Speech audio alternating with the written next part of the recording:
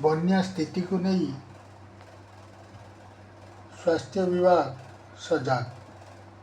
राज्य में बन्या परिस्थिति को नहीं सजाग रही स्वास्थ्य विभाग पक्षर प्रमुख सचिवों अध्यक्षतार निर्देशक एवं सीडीएमओ मानक सहित समीक्षा बैठक अनुष्ठित हो जाइछि। वीसी माध्यम रे समस्त वरिष्ठ अधिकारी माने बैठक रे जोड़ी हेबा सह बन्या मुकाबला नहीं आलोचना होइछि। बैठक पर स्वास्थ्य विभाग समस्त जिलापाल मानकु कड़ा निर्देश दिया जाइछि, जेउथिरे समस्त सीडीएमओ मानकु अलर्ट रे रहिबाकु निर्देश दिया जाइछि।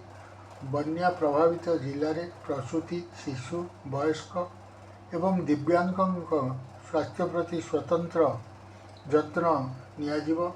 रिलीफ कैंप रे नियमित सेमानक स्वास्थ्य जांच एवं आसन्न प्रसव को आवश्यक स्थले निकटस्थ मेडिकल को स्थानांतरित कराजिब। समस्त संपृक्त विभाग सह समन्वय रखी कार्य करिबा पई स्वास्थ्य विभाग कमिशनर तथा शासन सचिव अश्वस्ति एस निर्देश देइछन्ति।